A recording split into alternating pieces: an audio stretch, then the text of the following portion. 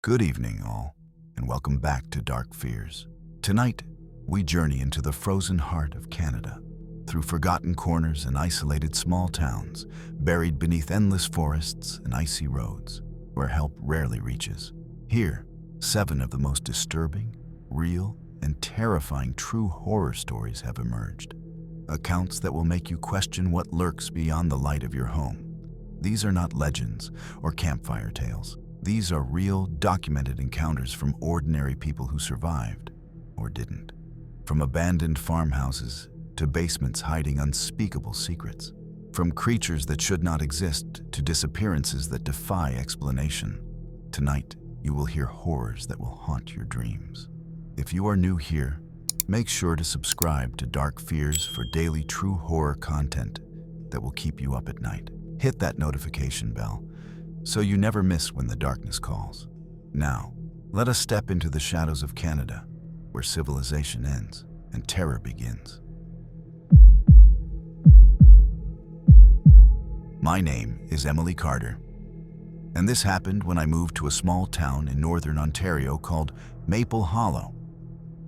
I had just graduated college and wanted a fresh start away from city chaos. Maple Hollow seemed idyllic. Quiet streets, snow-covered pines, and friendly neighbors. The kind of town where everyone knew each other's business. I rented a centuries-old house on the outskirts, its paint peeling and windows frosted over. But I was drawn to its isolation. I wanted peace. The first few nights were uneventful, though eerie creaks and whispers of the wind through the old wooden beams reminded me that the house had a history. I brushed off a strange chill that seemed to follow me from room to room. But then, one night, I awoke to the sound of soft footsteps in the hallway outside my bedroom. At first, I thought it was my imagination. Maple Hollow was so quiet, any noise felt amplified. I sat up in bed, straining my ears, but the footsteps stopped.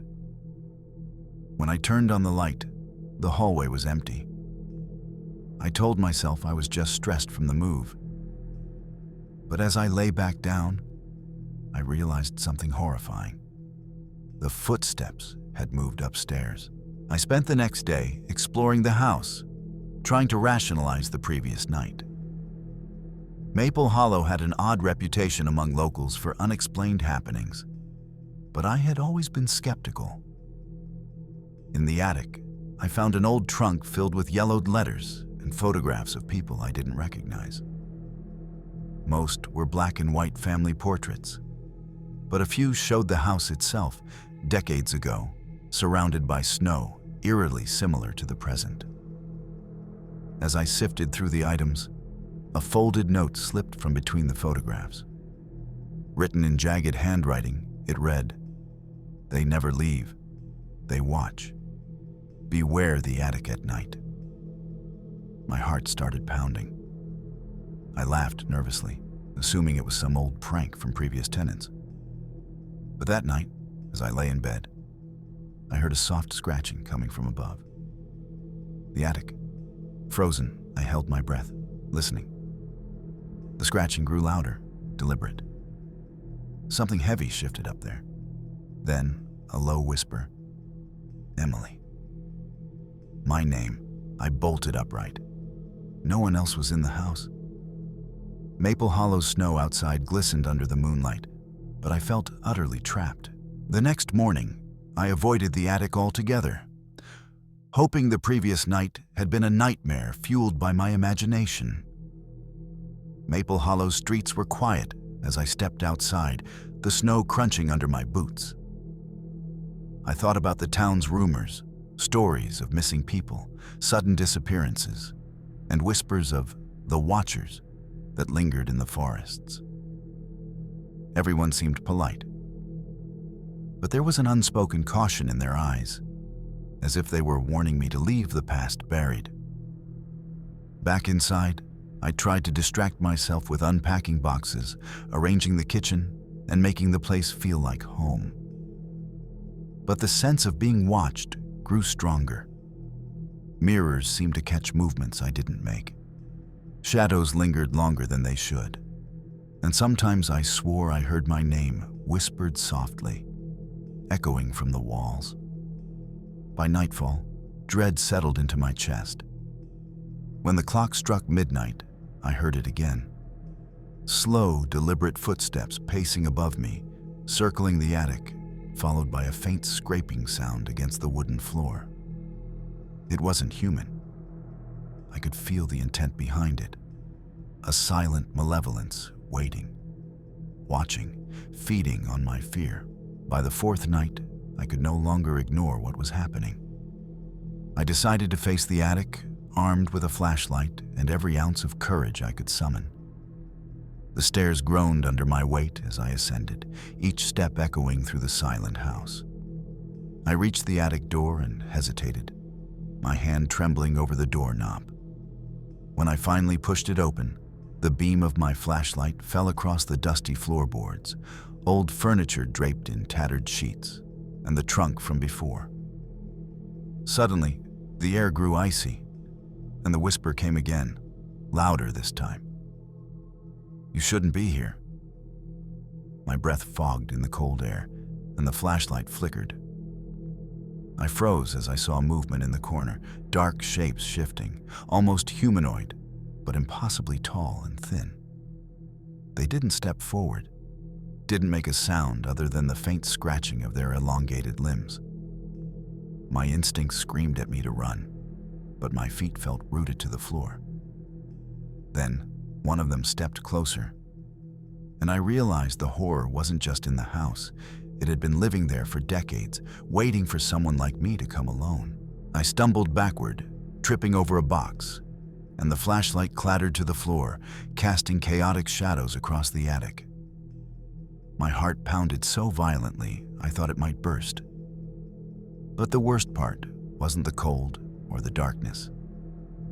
It was the feeling of eyes on me from every corner. The shadows shifted as if alive, responding to my fear. I could hear whispers now. Not just calling my name, but murmuring secrets I didn't want to know, words I couldn't understand, but felt as threats.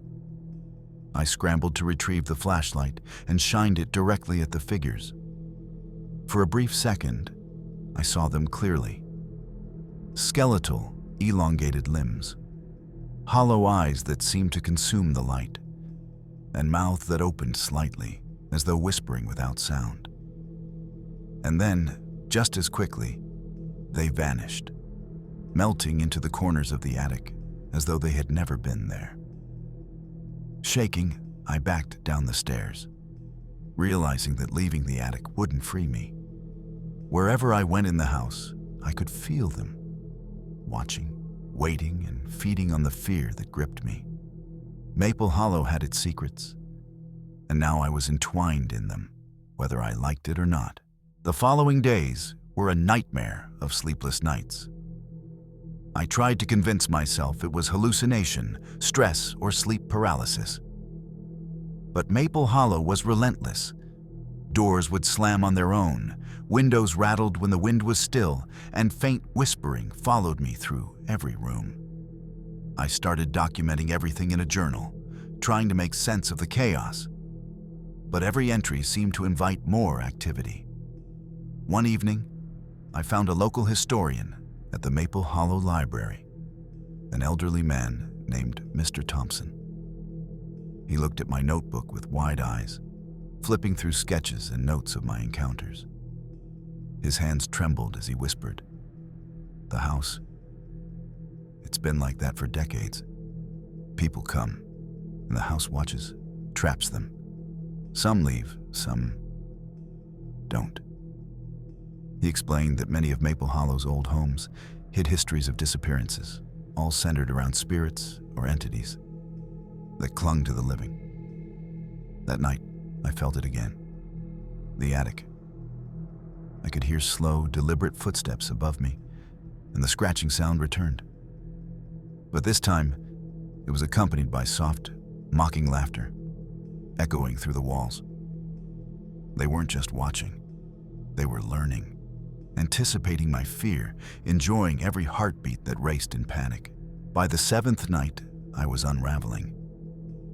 I barely slept, my eyes darting at every shadow, my ears straining at every creak. The house had become a predator, and I was its prey. I knew I couldn't ignore the attic anymore. If I wanted any hope of understanding or surviving, I had to confront whatever haunted it. I armed myself with a heavy flashlight, a kitchen knife, and a resolve I didn't feel. Each step up the staircase felt like wading through invisible molasses, the air thick with cold and dread. When I reached the attic door, it creaked open on its own, revealing complete darkness. I swallowed hard and stepped inside. The shadows moved again, coalescing into forms that were grotesque parodies of human figures.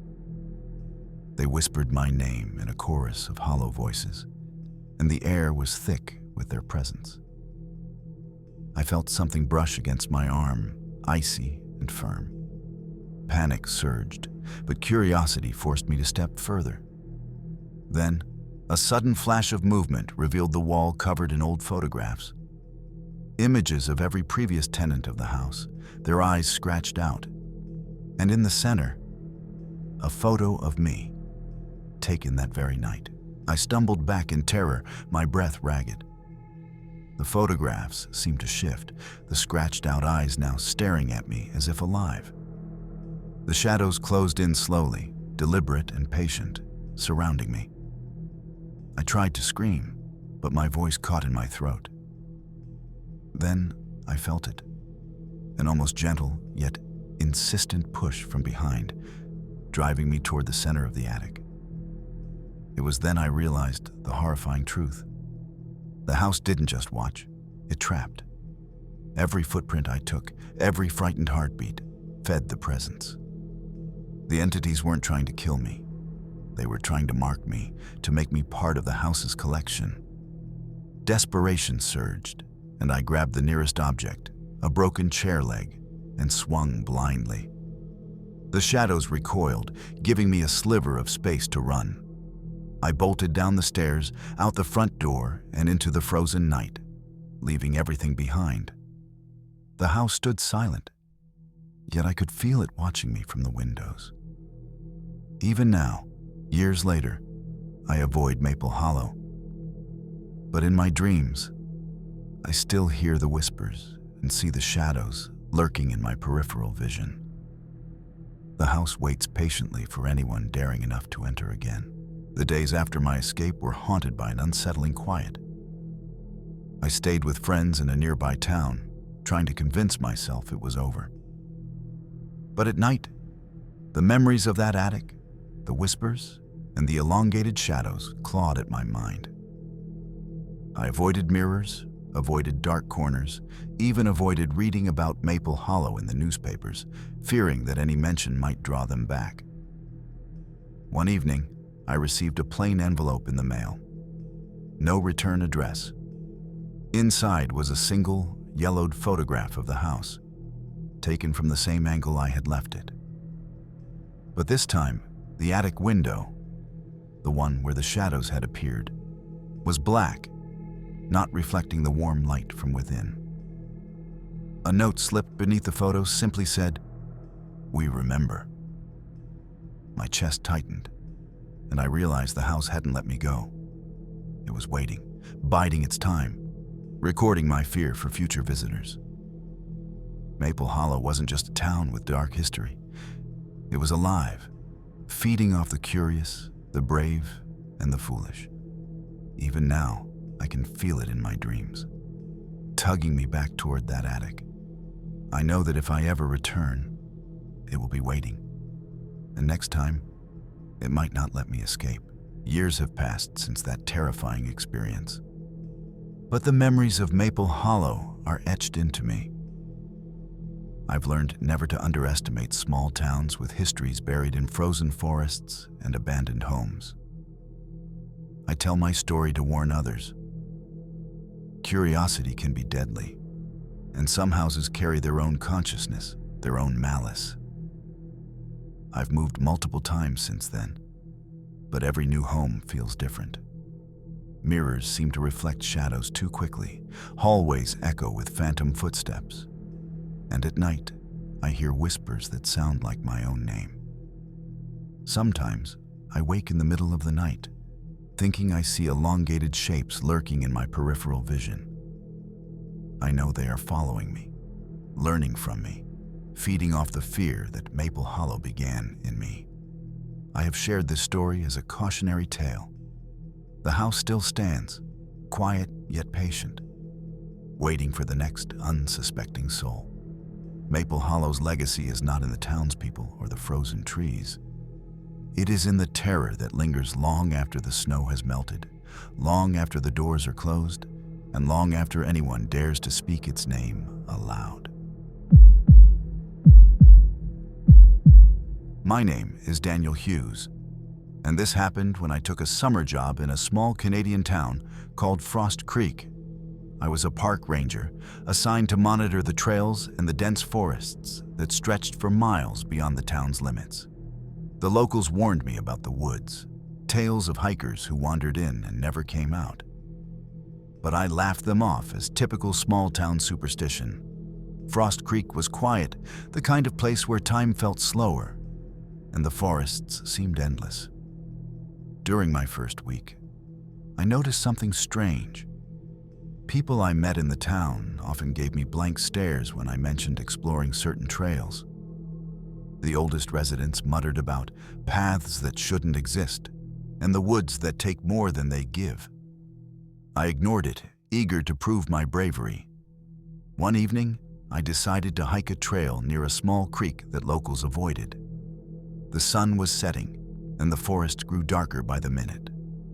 As I followed the path, the air grew unnaturally cold, and I noticed the forest falling silent. No birds, no insects, just an eerie, suffocating stillness. Then I saw it. Footprints in the mud, not my own, leading deeper into the trees. And they weren't human. I followed the footprints cautiously, my flashlight casting a narrow beam that barely cut through the dense forest. The further I went, the more the trail seemed to twist unnaturally, the trees forming shapes that felt almost like walls, corralling me deeper into the woods.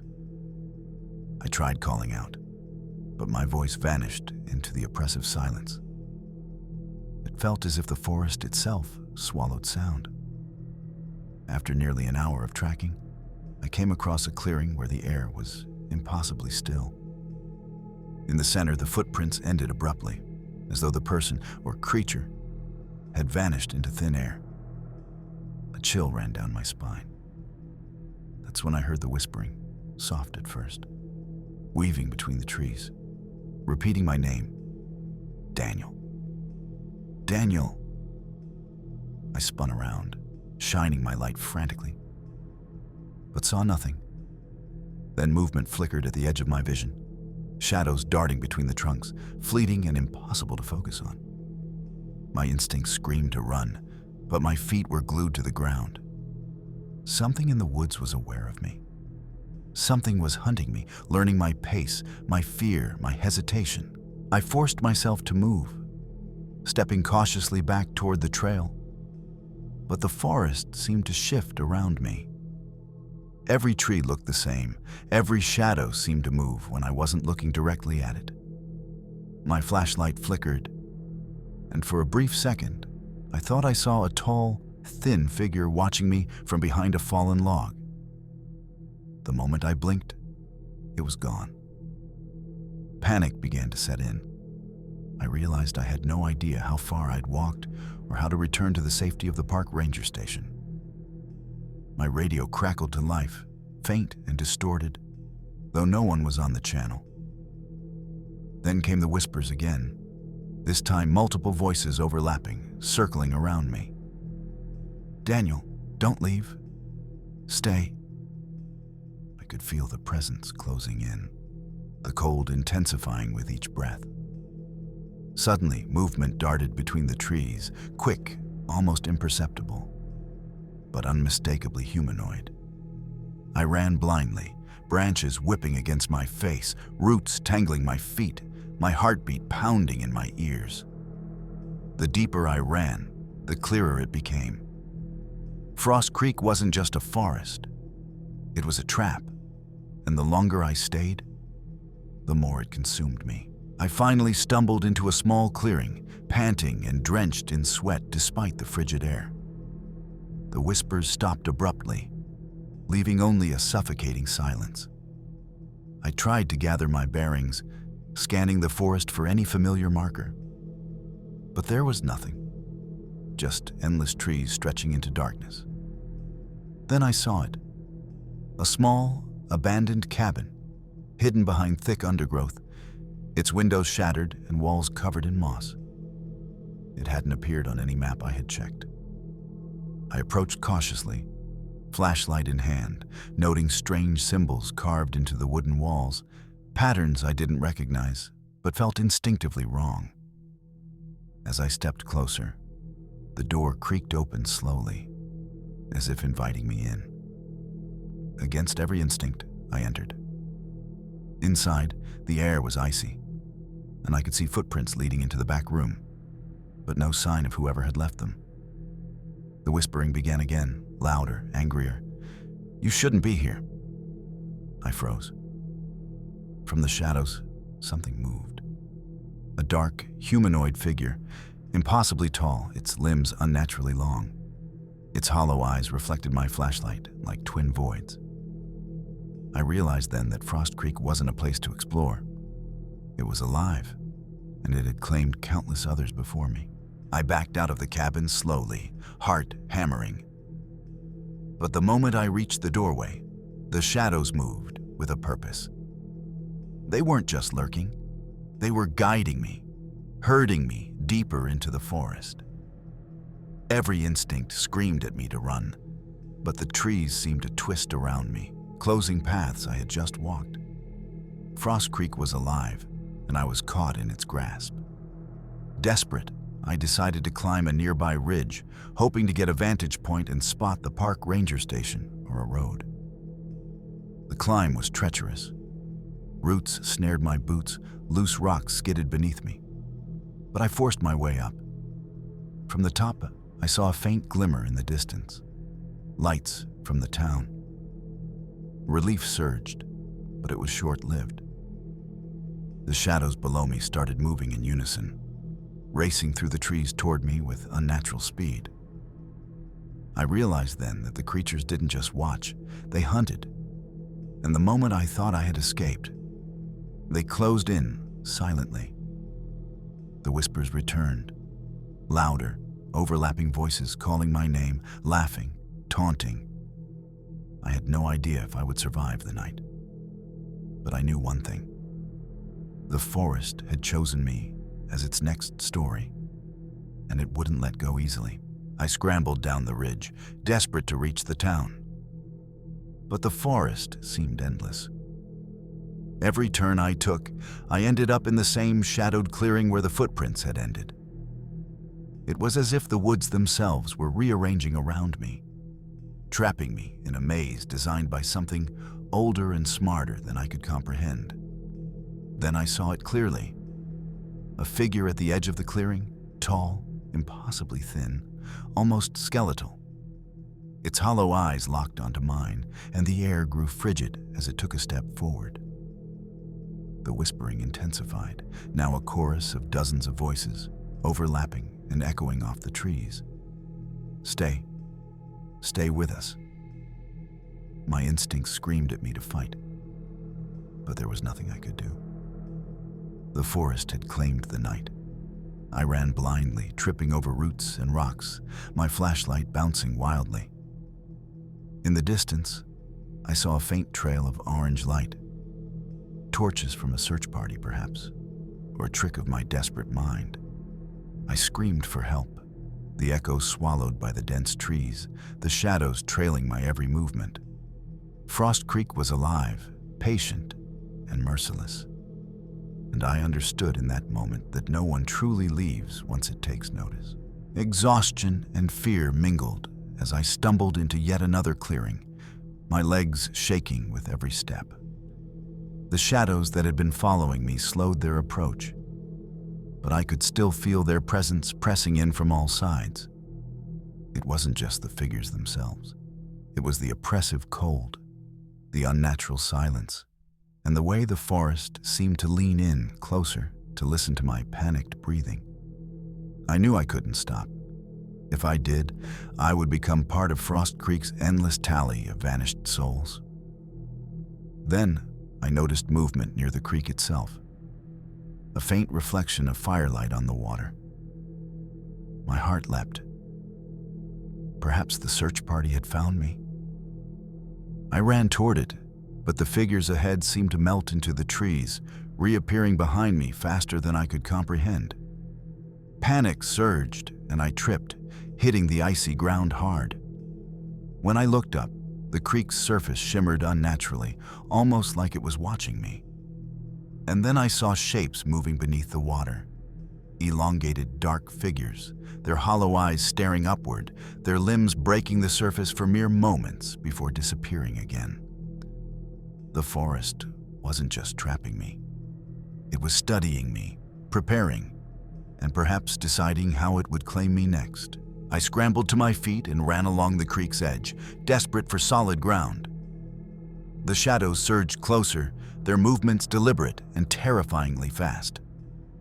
I could hear the whispering again, a chorus of dozens of voices now overlapping, repeating my name and laughing softly. My flashlight flickered and went out completely, plunging me into darkness.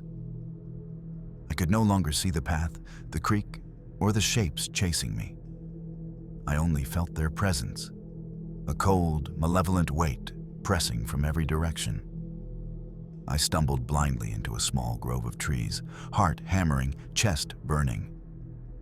Then I saw it, a faint orange glow ahead. Hope surged as I realized it was the search party, their torches cutting through the mist. I ran toward them, and for a moment, I felt safe. But as I neared, I realized something horrifying. One of the torches was too still, its light flickering unnaturally. I froze. A dark figure stepped out from the shadows, impossibly tall, limbs stretched and skeletal, and whispered, "You cannot leave."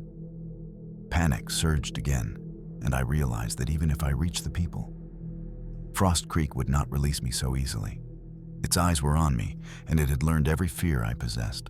I ran straight into the light, my lungs burning, praying that the search party was real. Faces emerged from the mist, flashlights bobbing, voices calling my name. Relief washed over me like a warm current. I thought I had escaped Frost Creek's grasp. But then I looked back, and my blood ran cold. The shadows were at the edge of the clearing, lingering just beyond the firelight, watching, patient and unblinking. I stumbled to the group, panting and shaking, trying to explain what I had seen. They listened with concerned faces, but exchanged worried glances among themselves. One ranger muttered, "You're lucky to be alive. Many don't make it back from these woods." As they guided me to safety, I kept glancing at the shadows. They didn't pursue openly. They just followed, watching, waiting for me to let my guard down. That night in the ranger station, I couldn't sleep. Every shadow in the room seemed heavier. Every creak of the building made me jump. Frost Creek had shown me its rules. It didn't need to chase, it only needed patience. It would continue to study, follow, and haunt. My name had been marked, my fear cataloged. I realized the forest had not just let me go, it had let me leave as a warning. Even after returning to Frost Creek's town, I felt its presence in every corner of my life. The shadows didn't vanish. They had followed me, or at least left marks on my mind that I could never shake. I refused to hike alone, avoided any forested areas, and never looked at a creek the same way again. Yet, in my dreams, I still hear the whispers, feel the icy presence pressing down, and sometimes glimpse elongated figures disappearing into the mist. I've come to understand that Frost Creek is not merely a forest. It's a living entity, patient and calculating, preying on curiosity and fear. Those who wander too far, too deep, are never truly gone. They become part of its endless collection of stories. I share this as a warning. No map can protect you, no torch can guide you safely. The forest will wait. It will watch. And if it chooses you, it will not release you, no matter how far you run. Even now, I can feel it in my peripheral vision, lurking, patient, and eternal. Frost Creek doesn't forget. Frost Creek doesn't forgive. And someday, it will claim another. My name is Emily Carter, and this happened during my summer break from university. I had traveled to a small Canadian town called Ravens Point, famous for its cliffs and rugged coastline. The locals were friendly but distant, often casting uneasy glances toward the dense forest and jagged cliffs that frame the town. They told me tales of hikers who vanished without a trace, and strange, silent figures spotted along the cliffs at dusk. I laughed them off, eager to explore, never imagining the terror that awaited me. On my first evening, I set out to photograph the coastline at sunset. The wind was sharp, and the waves crashed violently against the rocks below. As I walked along the edge, I noticed shapes in the tree line. Tall, thin figures that seemed impossibly still, almost blending into the shadows of the forest. At first, I thought they were trees, but their outlines shifted subtly, always watching me. A chill ran down my spine. Every instinct screamed to leave, but curiosity drew me closer. I stepped carefully along the cliff path, photographing the sunset, all the while feeling eyes boring into me from the shadows. Something about Ravens Point wasn't right, and I would soon discover it had been waiting for me. The sun dipped below the horizon, and the shadows along the cliffs grew longer, stretching unnaturally across the ground. I tried to convince myself I was imagining things, that fatigue or wind had warped my perception. But then I saw movement. A figure stepping silently along a narrow ridge, its posture unnaturally rigid, its head tilting as if studying me. My heart pounded, and I froze, realizing that whatever it wasn't human. I decided to retreat toward the town, keeping my camera ready in case it moved again. The path behind me seemed different, narrower, almost as if the cliffs themselves had shifted. The wind carried a faint whisper, unintelligible but cold and mocking. I heard footsteps echoing mine, though I was alone. Every time I glanced back, the figures seemed to vanish, only to reappear farther along the trail, always silent, always watching. By the time I reached a small clearing near an abandoned lighthouse, darkness had settled completely. The figures were closer now, standing at the edge of the forest, motionless yet unmistakably aware of my presence. I realized then that Ravens Point wasn't just a scenic location. It was a trap, and I had stumbled directly into its waiting gaze. I crouched behind a boulder near the abandoned lighthouse, trying to calm my racing heart. The wind howled along the cliffs, but it wasn't the wind that unsettled me. It was the silence that followed. No birds, no insects, no normal forest sounds. Just the soft, deliberate rustle of movement among the trees, like someone, or something, was tracking me. I could see them now. Figures tall and impossibly thin, their elongated limbs moving in perfect coordination. They never ran. They simply glided silently across the uneven terrain, pausing occasionally to tilt their heads, studying me. My camera shook in my hands, but I dared not photograph them. Part of me feared that capturing their image would cement my connection to them, marking me as prey permanently. A sudden noise, a snapping branch, made me flinch. One of the figures turned its head sharply toward me. I froze, hoping it hadn't noticed, but I could feel its gaze burning into me. The cliffs felt narrower now, and the lighthouse seemed to loom taller, almost sentient, as though it had been complicit in guiding me to this moment. Raven's Point wasn't just watching, it was orchestrating, ensuring that I stayed exactly where it wanted me. I decided I had to move, slowly and quietly, hugging the cliffside. Each step felt like it echoed through the silent forest, betraying my presence. The figures mirrored my movements, keeping a careful distance, as if playing a game only they understood. The air grew colder, and I could see my breath in pale clouds, the mist curling unnaturally around the rocks. Ahead, the lighthouse door creaked open with a slow, deliberate groan.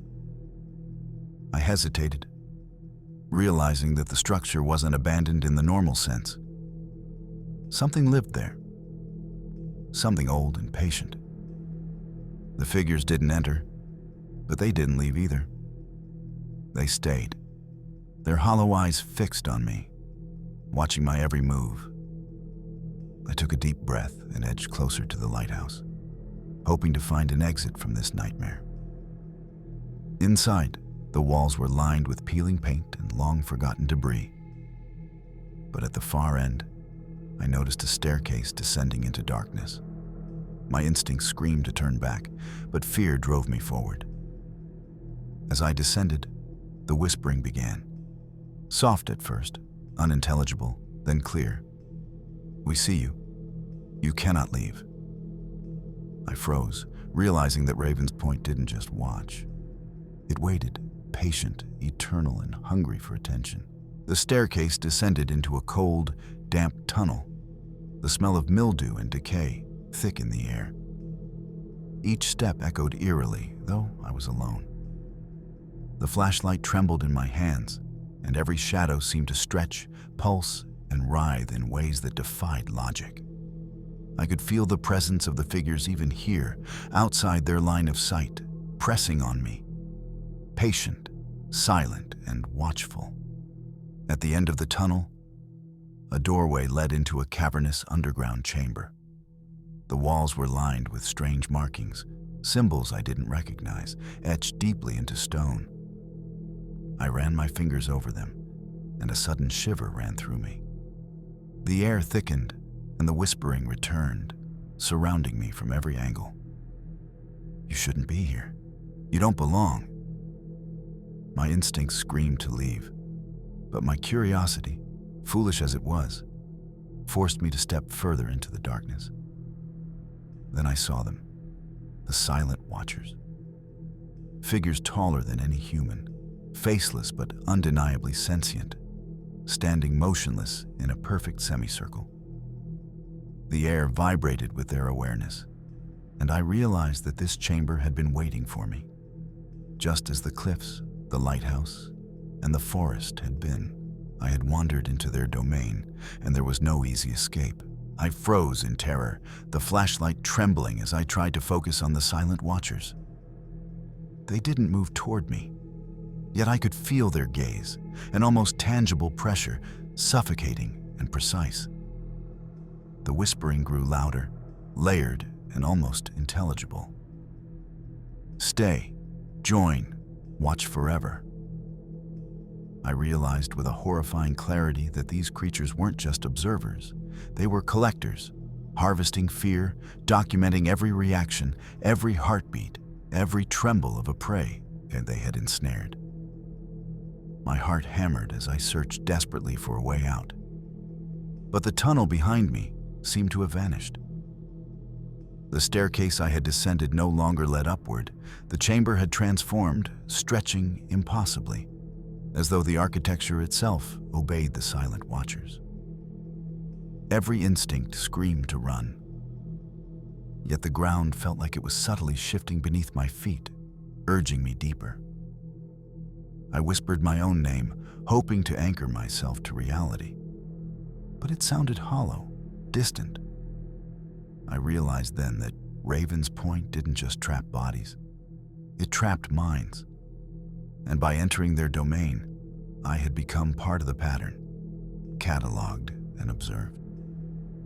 I knew my only chance was to move forward, even as dread wrapped tighter around me, pulling me into the unknown.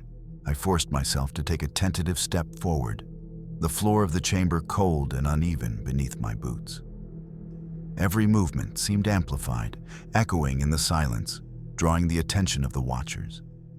Their faceless heads tilted in unison, as if examining me for weaknesses, analyzing my fear. A chill ran down my spine.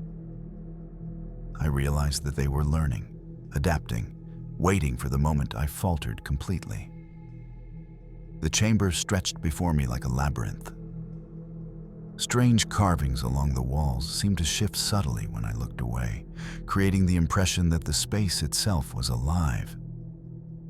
I could hear faint, rhythmic tapping, like nails against stone, coming from deeper within the cavern. My pulse raced. I had no idea what lay ahead, but I knew staying still meant becoming another lost soul cataloged by Raven's Point. As I edged further into the darkness, a faint glimmer appeared on the far wall, a doorway, illuminated by what seemed like natural light despite the cavern being underground. Hope surged within me, but the watchers remained, their silence more threatening than any scream. I realized that even if I escaped physically, the mental imprint of their gaze would remain, haunting me forever. I reached the doorway, pushing it open with shaking hands. Light poured in, blinding me momentarily. Outside, the cliff stretched into the moonlit night, waves crashing violently below. I thought I had escaped, but the watchers weren't gone. They were at the edge of the cavern entrance, their elongated limbs extending impossibly, merging with the shadows of the rocks and trees above. They didn't move closer, yet their presence was suffocating, as if their attention alone could crush me. I stumbled onto the cliff path, trying to distance myself from the cavern. The forest ahead seemed alive, the trees bending subtly toward me, whispering unintelligible phrases. Every step felt like a test, a challenge issued by Raven's Point itself. I dared not look back, but I could feel their gaze, analyzing every shiver, every tear, cataloging my terror. The wind picked up, carrying the faint scent of salt and decay. I realized that the cliffs, the lighthouse, and the forest were all part of a single entity, orchestrated to trap anyone foolish enough to wander too far. Even now, I could feel the watchers watching, silent, patient, eternal. Their eyes weren't physical, they were in the mind, marking me as prey forever. I ran along the cliffside, the moonlight illuminating jagged rocks and crashing waves below. Each step felt like it carried me closer to freedom. Yet the watcher's presence pressed relentlessly against my mind. I could feel their attention like icy fingers brushing over my thoughts, dissecting my fear, examining my every reaction. I shouted, hoping for someone in town to hear me, but my voice vanished into the wind, drowned by the roar of the ocean. Ahead, I saw the faint lights of Raven's Point, the town appearing distant but tangible. Relief surged through me, but I couldn't shake the sensation that I was being guided, not by luck, but by the watchers themselves. They weren't chasing me. They were ensuring the story unfolded correctly, waiting for me to make a mistake. As I neared the town's edge, I stumbled, catching myself on a fence. When I looked back, a faint shadow lingered on the cliff's edge, impossibly still, impossibly silent. I realized with chilling clarity that Raven's Point didn't just trap those who entered physically. It followed them, haunting the mind, watching from the periphery. I had escaped for now, but their gaze was eternal, Even after reaching the safety of the town, I could feel them, always in the corners of my vision, lingering in reflective surfaces, manifesting as fleeting shadows. I tried to convince myself it was paranoia, but the memories were too vivid, too precise. Every cliff, every lighthouse, every stretch of forest felt like a living thing, breathing, patient, waiting for the next wanderer. I stopped hiking, avoided the cliffs, and never ventured near the lighthouse again. Yet at night, I dream of faceless figures standing on the cliff's edge, watching silently, waiting for my next misstep. Raven's Point had marked me, and I understood that the watchers were patient. They didn't need to pursue me physically. They had infiltrated my mind. I share this story as a warning.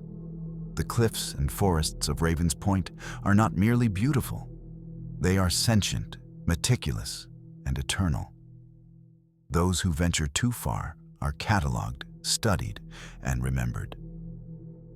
Even if you think you have escaped, the watchers remain, patient and silent, waiting for the next curious soul to stumble into their domain.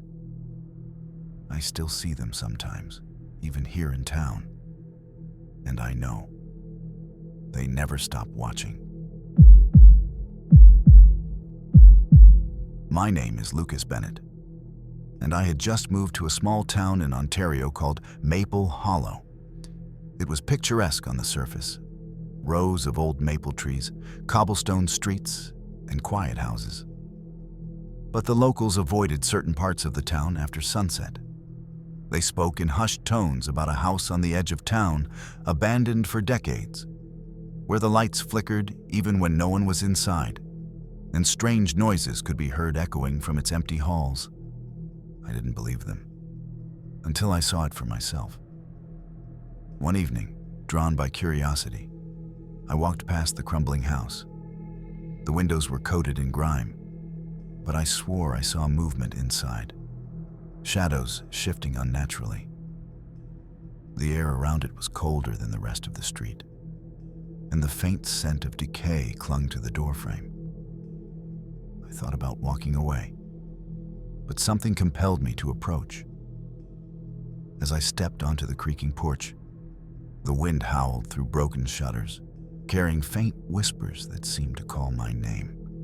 I realized then that Maple Hollow wasn't just a quiet town.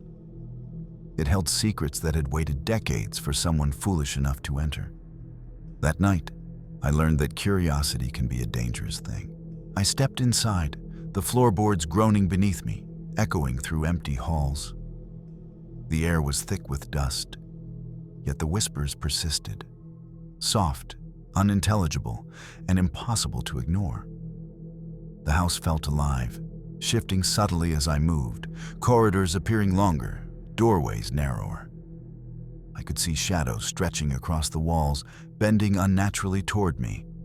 But every time I swung my flashlight, nothing was there. I made my way to the main staircase, noticing faded portraits along the walls. The eyes in the paintings seemed to follow me, their gaze heavier with each step. Then I heard it, a soft thump from the basement, like footsteps pacing in rhythm.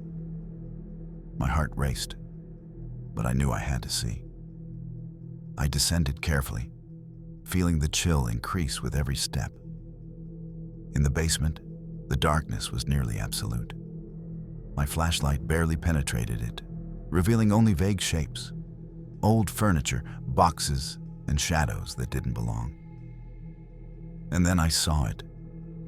An outline of a figure in the corner, unmoving yet unmistakably human in form. A whisper reached my ear, faint but clear. "You shouldn't be here."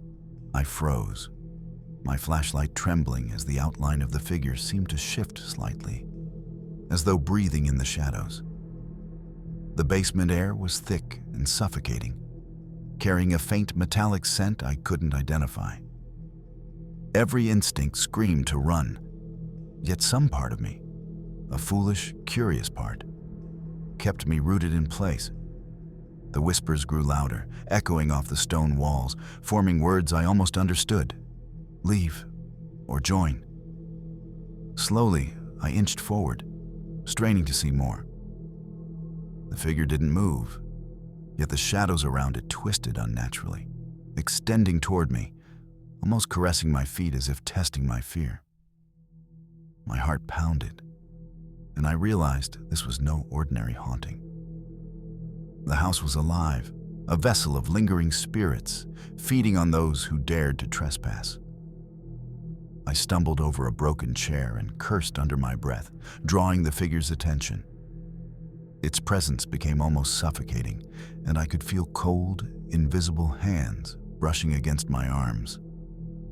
I turned to flee, but the staircase seemed farther away, the walls closing in.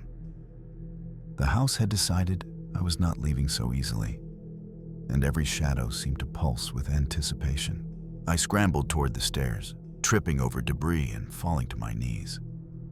The whispers followed, now louder, overlapping, almost screaming. "Stay, you belong here." Every step I took felt heavier, as though invisible weights pulled at my limbs. I reached the stairs and began ascending, breath ragged, hoping to escape the basement's suffocating grasp. At the top, the hallway seemed to stretch endlessly. The portraits on the walls now appeared to move, their eyes following me with an unnatural precision. Shadows darted across the walls, forming shapes I couldn't identify. I realized then that the house wasn't haunted in the usual sense. It was aware. It was studying me, learning my fears, and manipulating every corner to keep me trapped. Suddenly, a door at the end of the hallway slammed shut behind me, though I had left it open. My flashlight flickered violently, and for a moment, the hallway seemed to dissolve into darkness, leaving only the whispers and my pounding heart. I had to get outside, had to escape. But the house had transformed into a maze, its halls twisting impossibly to prevent my exit. I reached the top of the stairs and tried the front door. It was locked, though I was certain I hadn't closed it. Panic gripped me, and I ran to the nearest window, throwing myself against the glass. It didn't budge. The whispers had grown into a chorus now, pressing in from every corner of the house, echoing off the walls, filling my ears with the faintest, maddening suggestion. Stay. Stay forever. Desperate, I darted down the hallway, hoping to find another exit. The walls seemed to stretch impossibly, and the portraits now appeared almost alive, their eyes shifting, mouths slightly ajar, as if whispering their own warnings. Shadows crawled along the floor, not cast by anything physical, but moving independently, responding to my panic. Every step I took was mirrored by a shifting silhouette somewhere behind me, always keeping pace, always just out of reach. I stumbled into the living room, noticing a trap door partially hidden under a dusty rug. Heart pounding, I pried it open, revealing a narrow crawl space descending into darkness. The air smelled colder, heavier, almost sentient. I had no choice. I had to enter, praying that this path might lead me out of the house's suffocating grip. The crawl space was tight and suffocating, forcing me to crawl on my hands and knees. Dust filled my nose and throat, and the whispers followed, now closer, sharper, almost guiding me toward an unknown destination. The walls pressed in, and I felt something brush against my shoulder, a fleeting cold touch that sent a shock of terror through my body. I could barely see, but faint slivers of light ahead promised escape. I crawled toward them, each movement an agonizing struggle against the suffocating darkness. Then I noticed carvings along the crawlspace walls, etched in haste, some barely legible. Names, dates, terrified messages left by others who had dared enter the house. My stomach churned as I realized I was following a trail left by previous victims, guiding me toward safety, or perhaps toward their fate.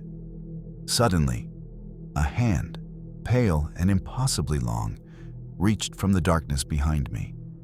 I screamed, scrambling faster, my heart hammering like a drum.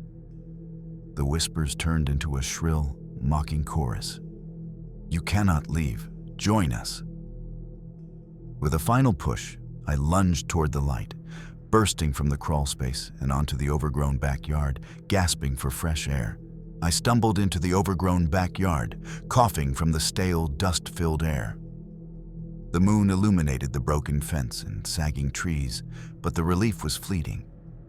Shadows danced across the yard, moving in ways that defied logic. The house loomed behind me, dark and silent. Yet I felt its gaze pressing into my back. My flashlight flickered violently, casting brief glimpses of shapes among the overgrowth. Tall, distorted silhouettes, partially hidden by the shadows of trees and crumbling walls. I ran toward the street, desperate to leave, but the whispers had followed me, soft and insidious, winding around my thoughts. "You belong here. You always will." Every instinct screamed to escape. Yet I could feel invisible fingers brushing against my skin, urging me back toward the house. It wasn't just a building. It was a living entity, feeding on fear, shaping reality, and bending space to trap anyone foolish enough to enter. Even as the town's lights came into view, I couldn't shake the sensation of being watched. The house seemed to pulse with anticipation, as though it had allowed me a taste of freedom only to ensure the terror lingered, permanent and unrelenting. I realized I might have physically escaped. But Maple Hollow had claimed a part of my mind forever. I finally reached the main street, panting, heart hammering. The town seemed quiet, almost unreal in contrast to the chaos I had fled. But even here, Maple Hollow's influence lingered. Every house I passed cast long, unnatural shadows, and the wind whispered faintly through the trees, carrying echoes of the voices I had left behind. I realized the town itself was tainted, each building and street hiding secrets, shadows, and memories of those who had encountered the house before me. The adrenaline began to fade, replaced by a chilling awareness. I wasn't safe. The house had not just been a trap.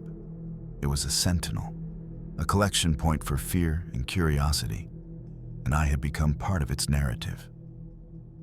Even miles away, I could feel the pull, the subtle tug of its presence in my peripheral vision, in the reflections of windows, and the quiet hum of the wind.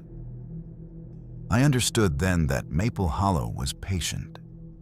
It didn't need to chase, threaten, or strike. Its power came from observation, memory, and manipulation.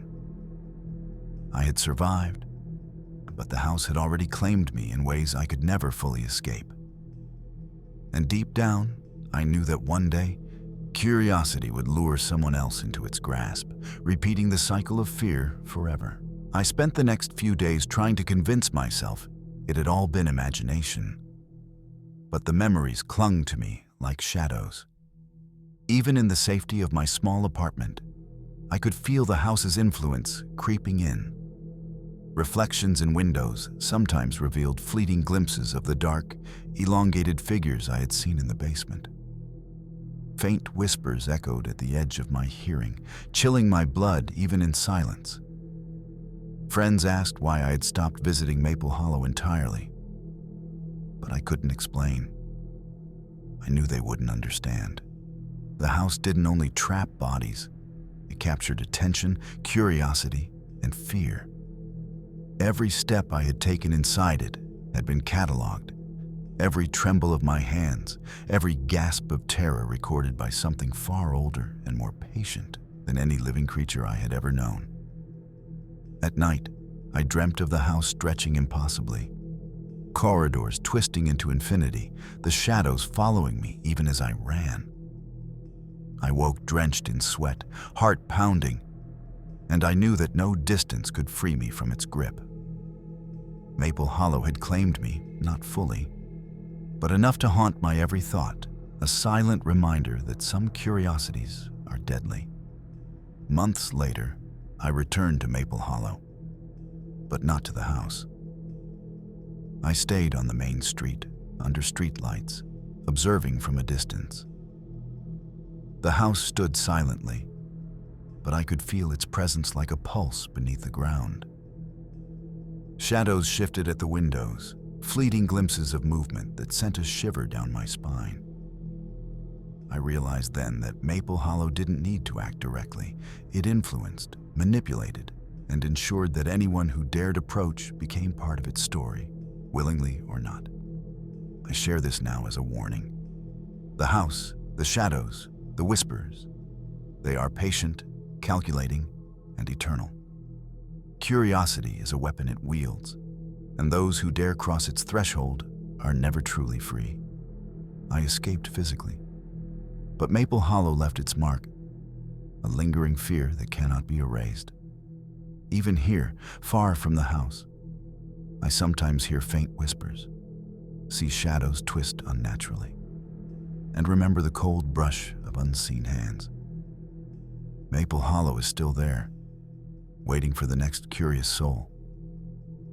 And I know that one day, someone else will walk its halls, follow its whispers, and join its collection of terrified minds.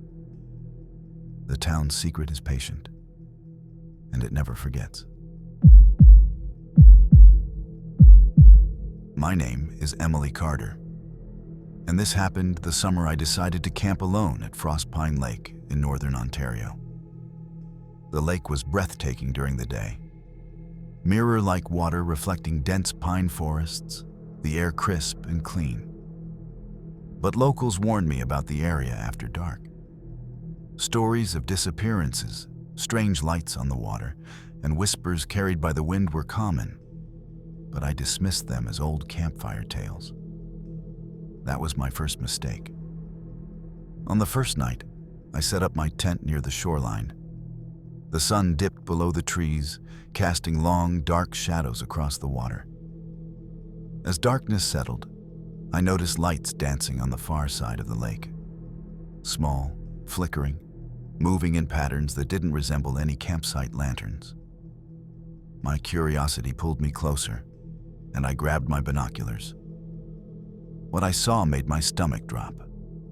Shadows moved along the tree line, unnatural in their shape and motion. They seemed to glide rather than walk, and some figures appeared to vanish when I blinked. I couldn't tell if I was seeing things, or if the lake itself had drawn something ancient and restless to its shore.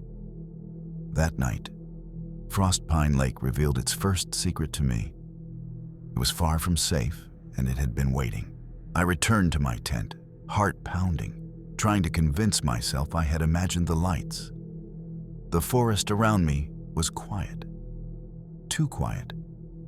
The usual chorus of insects and night animals had vanished, replaced by an unnatural hush, like the world was holding its breath. I lay in my sleeping bag, staring at the tent ceiling, every rustle of leaves or snapping branch jolting me upright. Around midnight, a faint scratching began at the tent walls. I froze, listening. The sound wasn't random. It had rhythm, deliberate pauses, and repeated patterns, as if something was circling the perimeter. My mind raced, imagining raccoons or foxes, but the size and weight of the noises didn't match any animal I knew. Then the whisper came, so soft I almost didn't hear it. "Come closer." My stomach dropped. The voice was female but hollow, distant, echoing across the lake in a way that made the air itself feel heavier. The lights on the far shore flickered again, faster this time, almost beckoning me. I realized, with cold certainty, that Frostpine Lake wasn't just a scenic spot. It was a trap, and I had already been noticed. Unable to sleep, I finally decided to investigate the lights. I grabbed my flashlight, strapped on a small backpack, and carefully stepped out of my tent. The forest was unnervingly quiet. Every crack of a branch or rustle of leaves sounded amplified, echoing like footsteps following me. The lake's surface shimmered under the moon, but the lights on the far shore danced with unnatural precision, guiding me toward them. As I moved closer, I noticed the trees thinning, revealing figures that didn't belong. They were pale, elongated, gliding just above the ground, and their eyes reflected the moonlight like shards of glass. My heart raced, but something deep inside told me to continue. These weren't animals or humans. They were something else entirely. Something ancient, drawn to the lake and my presence. I stumbled to the water's edge, the light from my flashlight cutting through the dense mist rising off the lake. The figures vanished as suddenly as they appeared, leaving only the faint flicker of those strange lights across the water. My rational mind begged me to leave, but I felt a compulsion I couldn't explain. A pull toward the center of the lake, where the lights shimmered brightest. Frostpine Lake was alive, and it had marked me. The moonlight revealed a small wooden dock leading into the lake, partially submerged and rotting. I stepped onto it cautiously, every plank groaning beneath my weight. The flickering lights intensified, now forming a rough circle on the water's surface, like an invitation or a warning. I leaned closer, trying to make sense of what I saw, when the water suddenly rippled unnaturally, as if something massive moved beneath it. I froze. A cold sensation ran up my spine, and the whisper returned. "Closer. Come closer." The voice seemed to come from everywhere at once, reverberating off the lake and the surrounding trees. I wanted to run, but my feet wouldn't obey. I realized then that Frostpine Lake wasn't just inhabited by these creatures. It was the creatures. The water, the forest, the lights. They were all part of a living trap, patient and intelligent, feeding on curiosity and fear. A hand, pale, long, and slick, emerged from the water, followed by another, then more.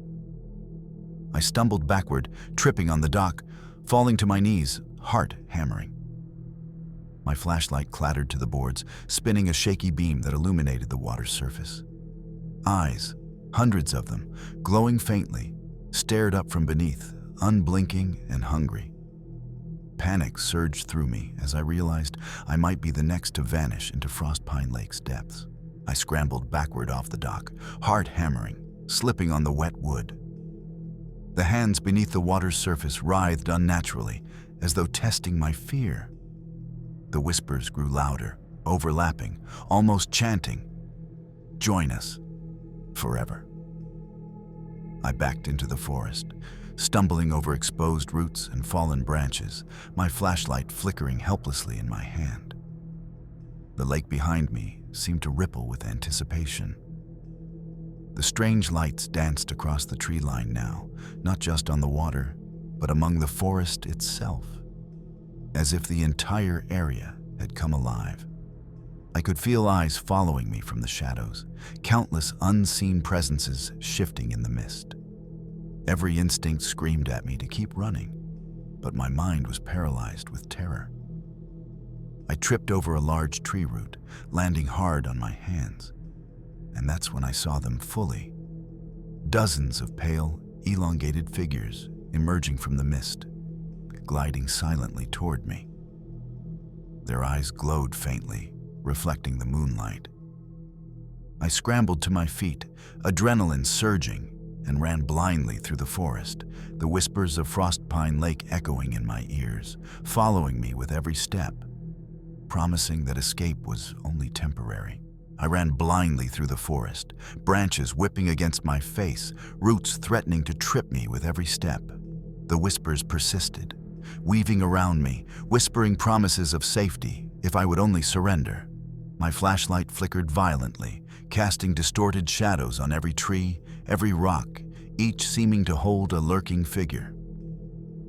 After what felt like hours but was only minutes, I stumbled onto a small clearing. The moonlight revealed the lake again, calm and mirror-like, as if nothing had happened. The dock behind me was empty. No hands, no figures, no unnatural lights. For a moment, I felt relief, thinking perhaps the lake had spared me. But then I heard a faint splash, followed by the whisper again, "We are patient."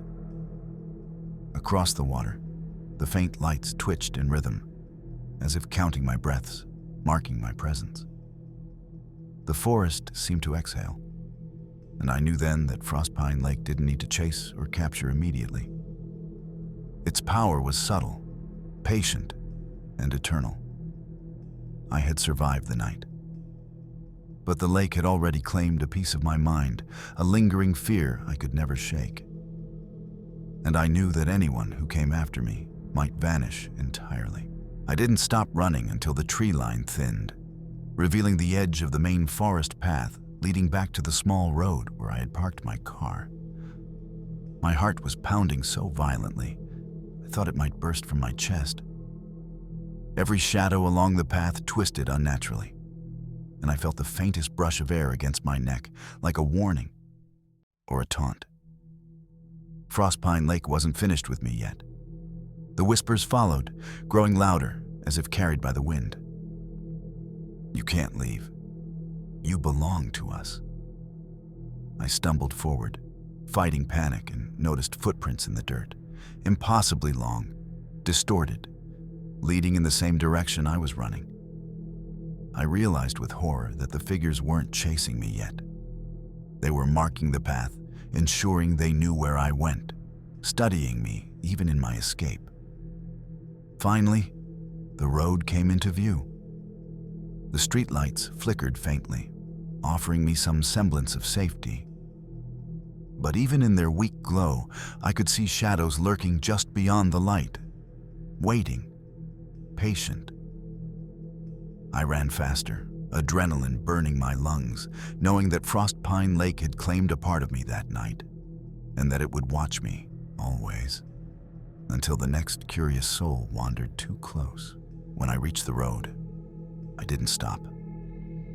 I sprinted to my car, fumbling with the keys, heart racing, lungs burning. The forest behind me was silent now, but I could feel its presence in the air, a heavy, lingering weight pressing against my mind. The whispers had faded, but the memory of them clung, like tiny tendrils curling around my thoughts.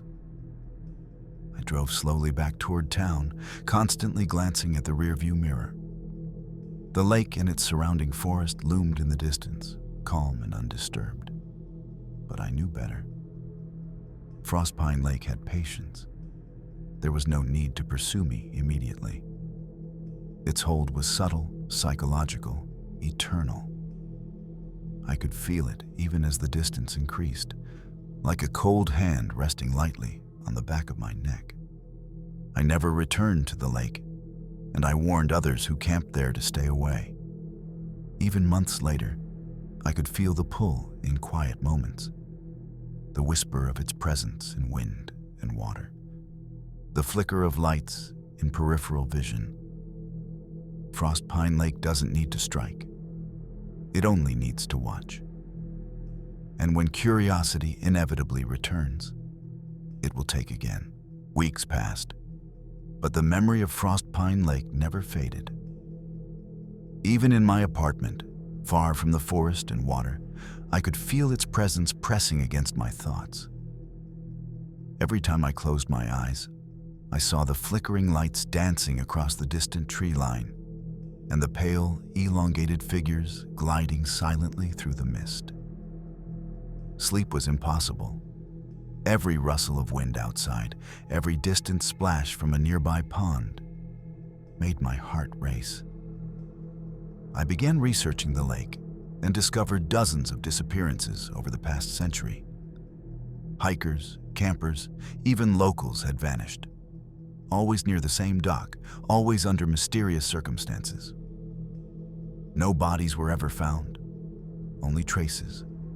Disturbed dirt, broken branches, or fleeting footprints that didn't match human proportions. It was then I realized the lake wasn't just a location, it was a predator, patient ancient and intelligent, feeding on the curious and fearless alike. I could feel its influence lingering in me, a subtle pull I could neither ignore nor resist entirely. Every time someone mentioned Frostpine Lake, a cold shiver ran down my spine. I had survived, yes, but I knew deep down that the lake's reach extended far beyond its shoreline, waiting for the next soul foolish enough to wander too close. One summer, I returned to the edge of the lake, but only to observe from afar. The dock was still, water calm, but the faint, flickering lights returned, moving in patterns that felt deliberate, like counting breaths, marking territory. I didn't approach. I knew better. Frostpine Lake had patience, and its power was in subtlety, in anticipation. Even from a distance, I felt the pull, the cold presence pressing at the back of my mind. The whispers were faint, but unmistakable. We remember. We wait. I shivered, realizing that anyone drawn to its waters would face the same lure I had. The creatures weren't chasing yet. They never needed to. The lake itself was the trap, the dock its invitation, the lights and shadows its bait. I left that day, promising myself I would never return. But even now, years later, I feel Frostpine Lake in quiet moments. A flicker of movement in the corner of my eye, a whisper in the wind. A pull toward curiosity I struggle to resist. It waits, and it will take again. Some places aren't just haunted. They are alive, patient, and eternal. Frostpine Lake is one of them. My name is Daniel Hayes, and this happened during the winter I spent alone at Pinerest Manor in Nova Scotia. I had inherited the old estate from a distant relative, a sprawling, decaying mansion perched atop a snowy hill. The locals warned me that the house had a dark history, filled with disappearances, strange sightings, and unexplained deaths. But I dismissed it as folklore. That was my first mistake. The first night, as snow swirled violently outside, I explored the manor with a flashlight. The walls were lined with portraits of stern-faced ancestors whose eyes seemed to follow me. The air was thick with dust and something else I couldn't name, a faint metallic tang that made my stomach churn. As I climbed the grand staircase, I felt a sudden chill, like a shadow passing over me, though the hallway was empty. Then I saw it, a dark figure standing at the end of the corridor, featureless yet unmistakably human in shape. I froze, my heart hammering, but when I blinked, it vanished. The house was silent again, save for the creaking of the old wood beneath my feet. That night, I realized the Pinerest Manor wasn't just abandoned, it was waiting. I tried to convince myself the figure was a trick of the light, a shadow cast by the flickering of my flashlight. But then the whispers began. Soft, barely audible at first, they grew louder, echoing down the hall. Leave, or stay forever. I followed the sound, hoping to find a logical explanation. But the manor seemed to stretch impossibly, corridors bending and doors appearing where none had existed before. I reached the library, where the fireplace had long since gone cold. Books lay scattered across the floor, some open to pages I couldn't read, covered in strange, looping symbols. As I stepped inside, the temperature dropped sharply. My breath condensed in the freezing air, and the whispers became clearer. You are ours. I turned to leave, and the shadow was there again, closer, hovering near the doorway. Its form shimmered, shifting between solid and mist-like, impossibly tall, impossibly thin. I realized then that Pinerest Manor didn't just house spirits, it created them. The figure wasn't an inhabitant.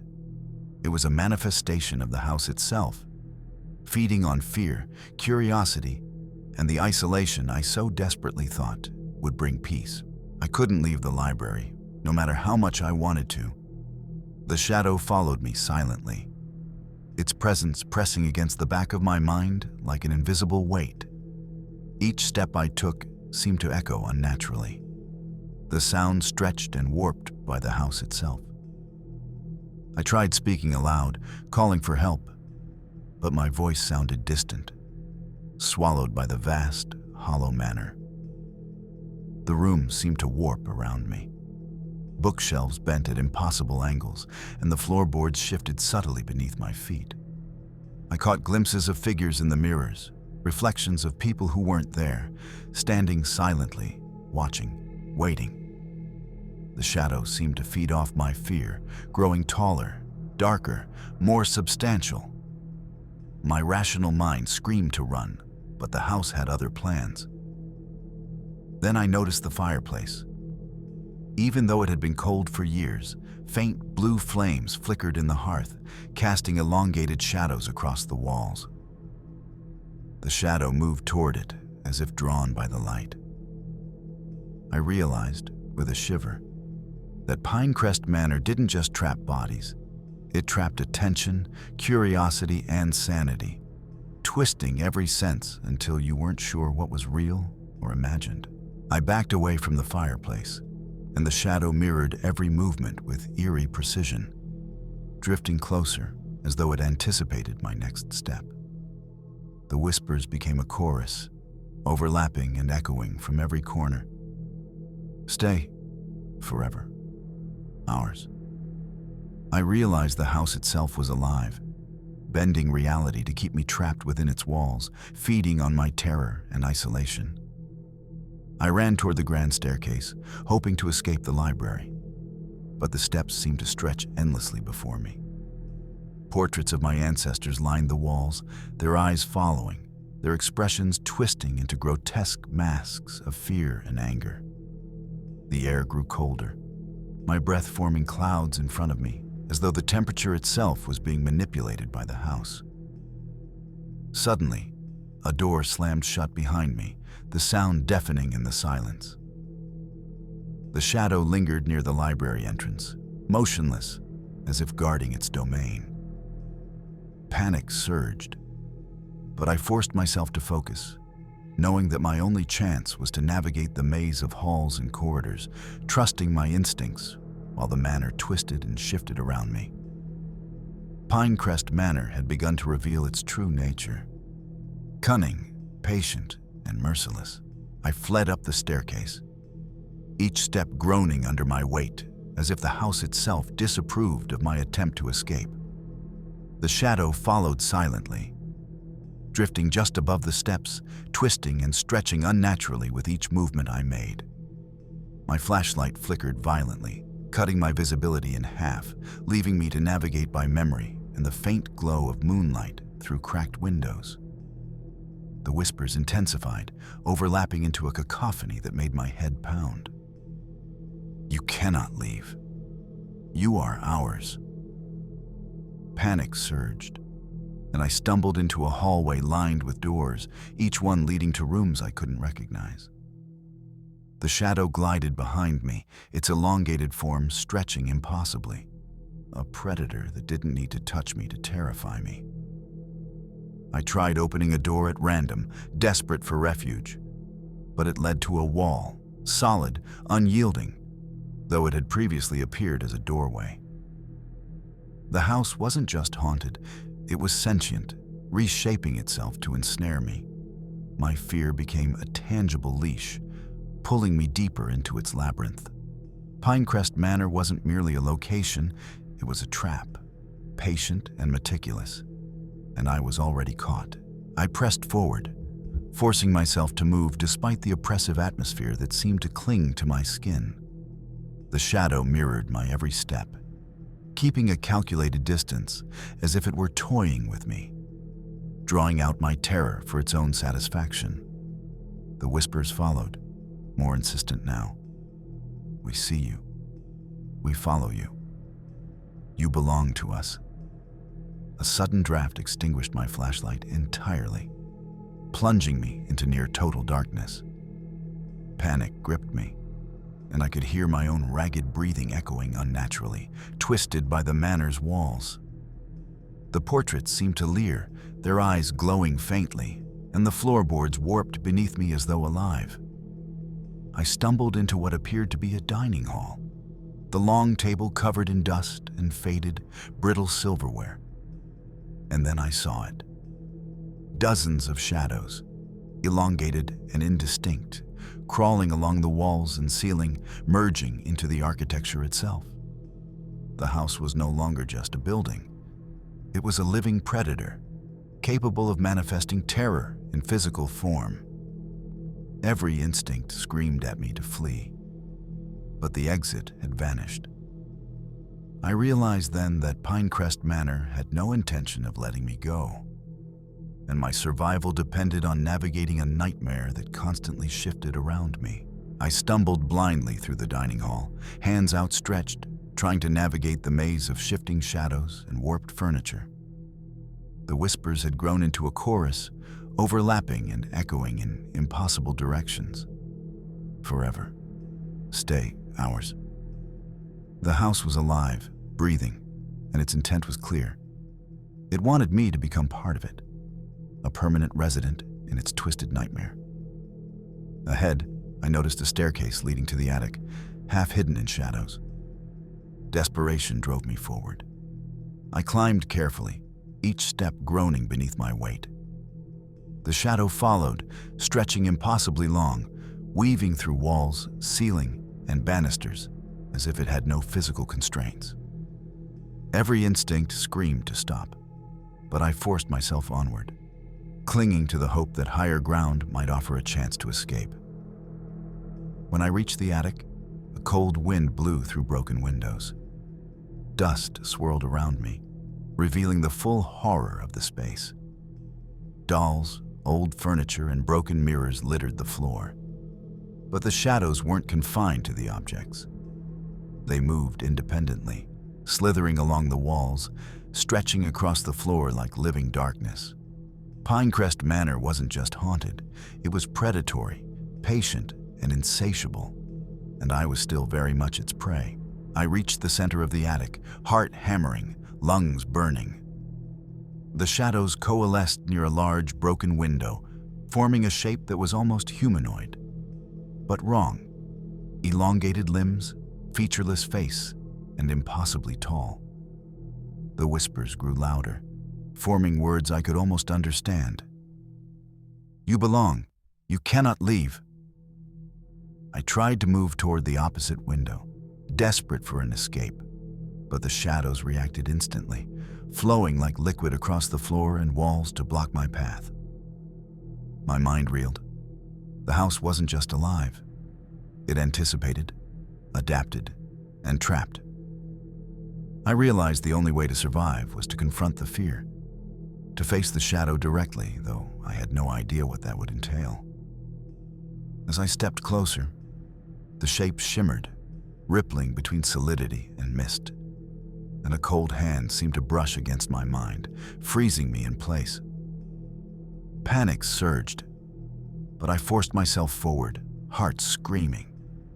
Every instinct screamed at me to run, but running was impossible. Pinerest Manor demanded attention, demanded fear, and the shadows fed on every ounce of my terror. I understood then that the climax of this nightmare was near, and survival depended on cunning, not strength. I froze in place, facing the looming shadow, heart hammering in my chest. It radiated cold, darkness, and malice, and yet I felt almost drawn to it, as if the house itself had tethered my mind to its creation. The whispers rose to a deafening crescendo, overlapping, chanting in unintelligible syllables that clawed at my sanity. Forever. Ours. Stay. In a desperate attempt, I lunged toward the broken window, throwing myself against it. Glass shattered, snow and wind rushing in, momentarily disorienting the shadow. I felt a strange force release its grip on me, but I knew the reprieve would be brief. The The shadow recoiled, almost irritated, then melted back into the corners of the attic, flowing like smoke along the walls. Pinerest Manor was patient. It didn't need to kill or capture immediately. It had already claimed a piece of me, a lingering terror that would follow me forever. I climbed out into the snow, gasping, lungs burning from cold and fear. Behind me, the attic windows seemed to shimmer unnaturally, as if the house itself were watching, waiting. I ran down the hill, never looking back, but I knew Pinerest Manor's shadow lingered in my mind. The house had won, at least in part. I reached the edge of the property, snow crunching underfoot, and finally glimpsed the road below, dimly lit by streetlights. Relief surged, but it was fleeting. The whispers hadn't stopped. They echoed faintly in my mind, carried by the wind. "We see you. You cannot leave." I realized then that Pinerest Manor didn't just trap bodies. It trapped fear, memories, and attention. A part of me would always belong to that house. Years later, I have moved far away, yet the memory remains. In quiet moments, I feel the pull again. Subtle but insistent, as if the manor itself reaches through distance and time. Shadows in the corner of a room, whispers on the wind, or a flicker of light in the darkness remind me that it waits. Pinerest Manor is patient, cunning, and eternal. Those who enter may escape physically, but the house keeps what matters most: your fear, your mind, your sanity.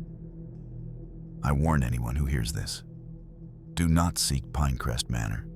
Do not enter its halls, and never underestimate the hunger of a place that is alive. Some houses aren't just haunted. They are predators, and I am living proof. My name is Olivia Parker, and this happened the summer I stayed alone at a remote cabin near Willow Creek in Alberta. I had rented the cabin for some solitude, hoping to finish my novel without distractions. The locals warned me about strange occurrences in the area: missing hikers, lights moving through the forest, and an old cabin that seemed to watch visitors.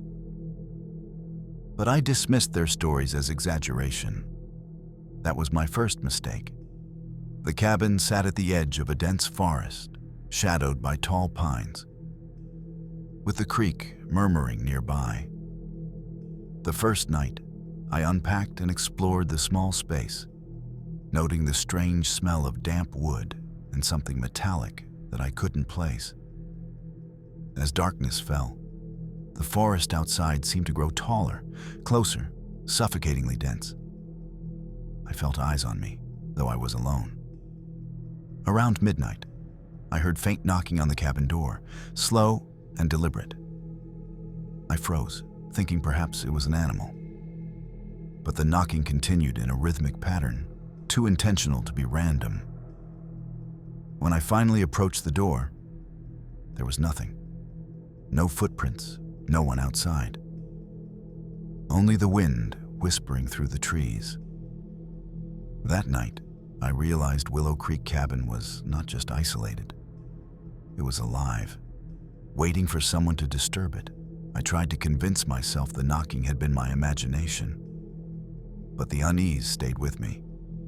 Every creak of the wooden floorboards, every rustle of leaves outside, sounded amplified, as if the forest itself were listening.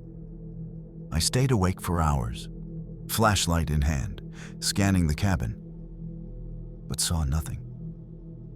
Yet I couldn't shake the feeling that I wasn't alone. The next morning, I explored the area around the creek. The water ran cold and clear, and the sunlight filtered through the dense trees. But I noticed something strange. Small footprints leading into the forest, too small to belong to an adult, yet not animal tracks either. I followed them cautiously, my heart hammering. But they disappeared after a few meters, as if whoever or whatever had been there simply vanished. That night, the sounds returned. Footsteps creaked across the cabin floorboards, soft but deliberate, and faint whispers echoed from the corners of the room. I could feel a presence circling me, pressing against my mind, testing my resolve. Willow Creek Cabin didn't just house shadows. It seemed to feed on attention and fear, a predator stalking silently, patient and eternal. By the third night, I was exhausted but unable to sleep. Every sound in the cabin made me jump. The wind rattling the windows, the creek babbling outside, even the creaking of the ceiling beams. Then I heard it. A soft, deliberate scraping, like claws on wood, coming from the corner of the room. My flashlight flickered as I trained it toward the sound. But there was nothing there. Only the shadows stretching and twisting unnaturally. I tried to leave, but the door wouldn't budge. Panic set in as I pounded on it, realizing that something in the cabin was keeping me there, isolating me. The whispers returned, clearer this time. Do not leave. You belong. My mind spun. The presence was intelligent, patient, almost testing me, teasing me with glimpses of movement in the corners of my vision. I backed into the kitchen, heart hammering, and noticed an old photograph lying on the counter that hadn't been there before. It depicted a family standing in front of the cabin, faces blurred, as if erased. But behind them, in the shadows, a small dark figure lurked, featureless, humanoid, staring directly at the camera. I felt my stomach drop. The cabin wasn't just haunted, it was alive, and it wanted me to witness, to fear, to belong. I tried to rationalize the photograph as a trick of the light or my imagination. But the presence in the cabin had grown more oppressive. Every corner seemed alive, and the whispers became voices, overlapping in unintelligible syllables that clawed at my sanity. I realized I wasn't being watched randomly. The cabin was studying me, learning my movements, anticipating my decisions, and using fear as a weapon. Suddenly, a chair slid across the floor on its own, stopping just inches from my feet. I froze, my breath catching in my throat. The shadows on the walls shifted, forming shapes that almost resembled humanoid figures, tall and elongated, featureless, yet undeniably sentient. The room seemed to pulse with the presence, every heartbeat in my chest echoing back as if amplified by the house itself. I backed toward the bedroom, hoping to barricade myself. But the shadows followed, pooling at the edges of the door. I realized then that leaving the cabin wasn't about opening the door. It was about surviving the psychological grip it had on me. Willow Creek Cabin had already ensnared part of my mind, and each passing moment allowed it to pull tighter, bending reality around me, feeding on my fear. By the fifth night, exhaustion had taken over, but sleep was impossible.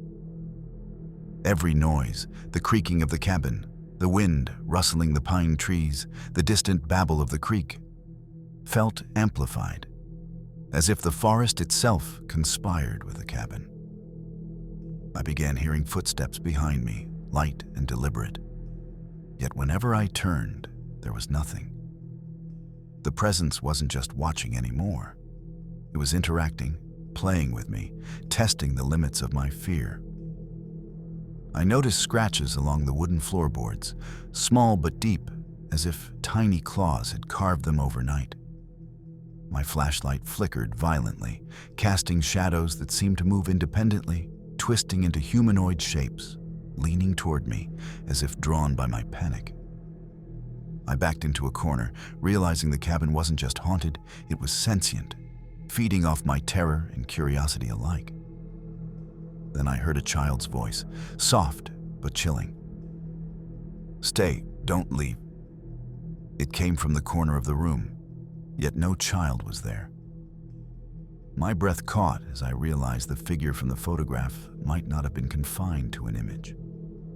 The cabin had brought it, or something like it, to life.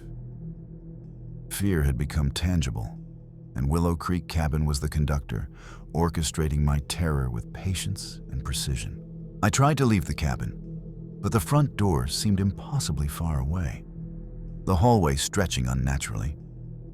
The whispers became a chorus, louder, overlapping, incomprehensible yet insistent. You cannot leave. You belong. I realized the cabin wasn't just a building. It was alive, bending reality to trap me. I ran toward the back exit, stumbling over furniture that had shifted from where I left it.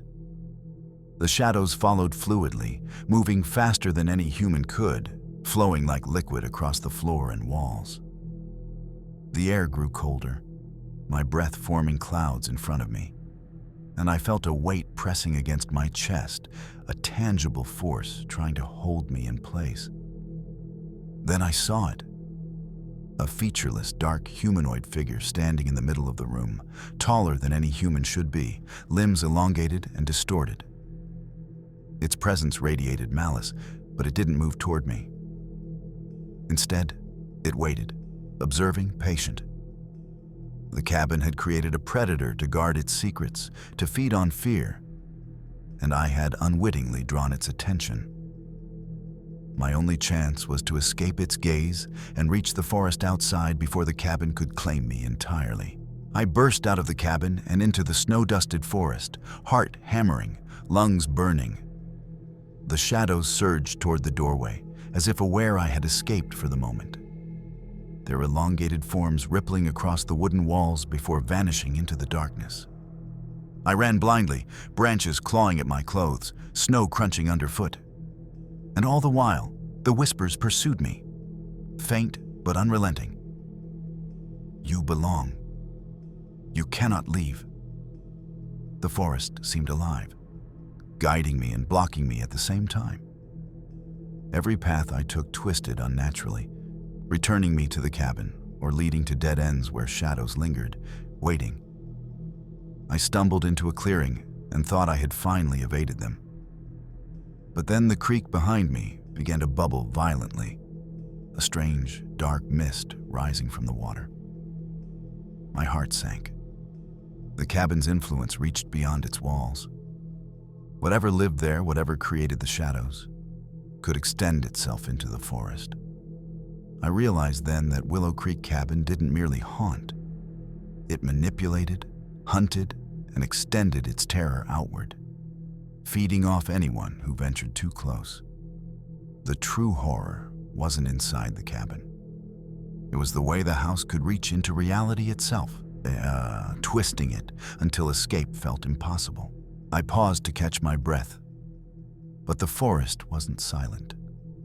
Faint lights flickered between the trees, like lanterns, moving unnaturally fast, darting closer to me.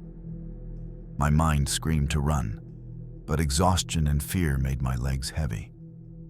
The whispers had grown into a near-constant hum in my head, a reminder that the cabin and its shadows were patient predators.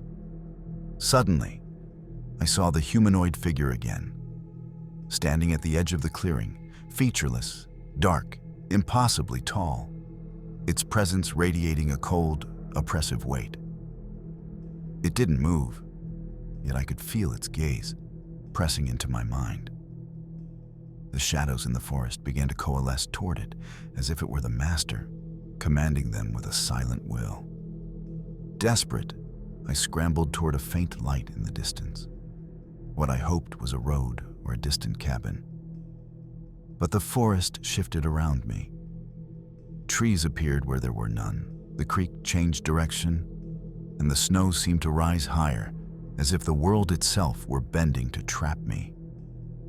Willow Creek Cabin had extended its influence beyond its walls, and I realized that my only chance of survival depended on escaping both the forest and the malignant consciousness at its center. I ran blindly through the forest, branches tearing at my clothes, snow crunching underfoot, every nerve screaming in terror. The whispers followed relentlessly, faint at first, then rising in intensity. You belong. You cannot leave. I stumbled into a narrow trail, hoping it would lead me out. But the shadows seemed to stretch along the path, reaching for me, twisting reality with every step. Then I saw it.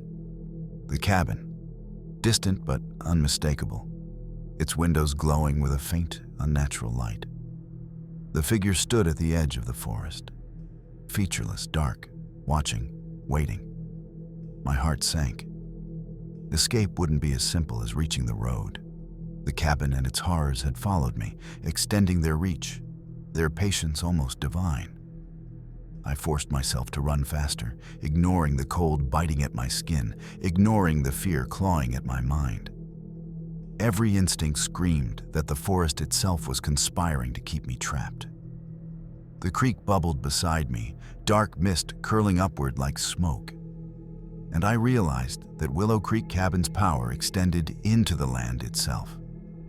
Survival depended not on courage, but on cunning, speed, and a stroke of luck I wasn't sure I possessed. Finally, after what felt like hours, I stumbled onto a narrow road, the glow of distant streetlights piercing the darkness. Relief surged, but it was tempered by the lingering fear that the cabin's influence was not fully behind me. The whispers had faded, but left an echo in my mind, a warning that Willow Creek Cabin never truly lets go. I glanced back once. The cabin's windows were dark now, but for a fleeting moment, I thought I saw the figure standing at the tree line, elongated and featureless, watching me leave. I ran until my lungs burned, until the forest was behind me, until the snow-covered path led me to safety. Even now, years later, I feel its presence in quiet moments. A shadow in the corner, a whisper in the wind, a subtle tug at my thoughts. Willow Creek Cabin is not merely haunted, it is sentient, patient, and eternal. Those who enter may escape physically, but the fear, the attention, the memory of it remain. I survived, but a part of me will always belong to that place, and I warn anyone who hears this. Never go to Willow Creek Cabin. Some places are alive, and they do not forgive. As the snow settles over abandoned forests, shadowed streets, and forgotten small towns across Canada, the stories we've shared tonight linger in the corners of your mind. From the sentient darkness of Pinerest Manor to the predatory whispers of Willow Creek Cabin, each tale proves one unsettling truth. Fear is not confined to imagination. Some places, some nights, and some shadows are very real, and they are patient. These are not legends, not campfire tales meant to frighten you for a moment. These are true encounters, documented by those who walked too close to the darkness, who dared to step into places where help does not reach. From isolated cabins to small-town streets, from abandoned basements to forests that twist reality itself. Tonight, you have glimpsed horrors that stalk silently, watch intently, and feed on the terror of those who cross their paths. If you feel the chill creeping up your spine, remember this. Some darkness cannot be outrun, only endured. The shadows are patient, the whispers persistent, and the fear everlasting. And while you may leave your screen, these stories will remain, quietly echoing in the corners of your thoughts. Thanks for watching.